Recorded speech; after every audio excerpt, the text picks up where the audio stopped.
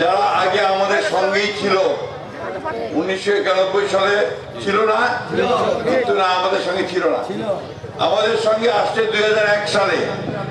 2001 সালে সরকার করছিলাম, তাদের দুজন মন্ত্রীও ছিল, নিজামী সাহেব আর মুজাহিদ সাহেব। সরকার আমাদের সঙ্গেই ছিল। এখন ওরা বলতেছে আমরা নাকি ওই সময় দুর্নীতি করছি। তাহলে তুমি কি ধর্মপুত্র যুধিষ্ঠির ছিলা? ওই সরকারে তো তুমিও ছিলা, তোমারও তো ওইটাই ঘাড়ে আসে পড়ে, তাই না?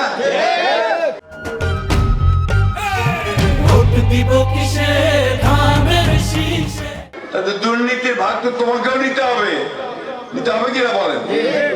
আমরা কোনো দুর্নীতি করিনি। আমরা দেশকে সেই সময় সামনের দিকে আগায় নিয়ে গেছি। সেই সময়ে বাংলাদেশকে বলা হচ্ছিল এই বাংলাদেশ বহুদূর আগায় গেছে। এই বাংলাদেশে তখন আপনার কলকারখানা তৈরি হচ্ছিল, পোশাক শিল্পে 15 লক্ষ মেয়ে শ্রমিক কাজ করত।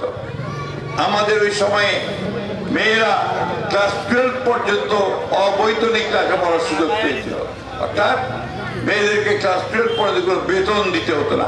এখন কি দিতে হয়? হয় না। ওইটা তখন কিন্তু বেগম খালেদা জিয়া সেটা করছে, ওটা এখন পর্যন্ত চলতেছে।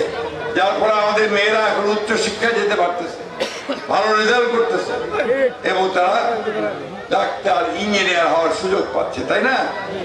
আমাদের কলকারখানা নির্মাণ করতে হবে বন্ধুগণ, এটা একমাত্র বিএনপি পারে। কলকারখানা নির্মাণ করলে আমরা আমাদের ছেলেদেরকে চাকরি বাকরি দিতে পারবো। এখন তো চাকরি নাই, সেটা আমরা চাকরি বাকরির ব্যবস্থা করতে পারবো। আমরা যদি উন্নত মানের ধান চাষ করতে পারি, ভুট্টা চাষ করতে পারি, তাহলে আমাদের আয় ইনকাম বাড়বে, তাই না? আপনাদের মনে আছে নিশ্চয়ই এই অঞ্চলে পানি ছিল না, কৃষিকাজের জন্য পানি পাওয়া যেত না। এই জন্য আমরা বরেন্দ্র বহুমুখী প্রকল্প নিয়ে আসছিলাম, ডিপ টিউবওয়েল নিয়ে আসছিলাম। সেই ডিপ টিউবওয়েল গুলোতে আমাদের পানির ব্যবস্থা হয়েছিল, আমাদের সরকারের আমলে, খালেদা জিয়ার সরকার আমলে আমরা করেছিলাম। আমরা অনেকগুলো স্কুল তৈরি করেছি, আপনাদের যেমন ঘটনা, এগুলো স্কুল কিন্তু আমাদের হাতে তৈরি করা হয়েছে। আমরা বিল্ডিং তৈরি করেছি, মসজিদ করেছি, মাদ্রাসা করেছি, মন্দির করেছি।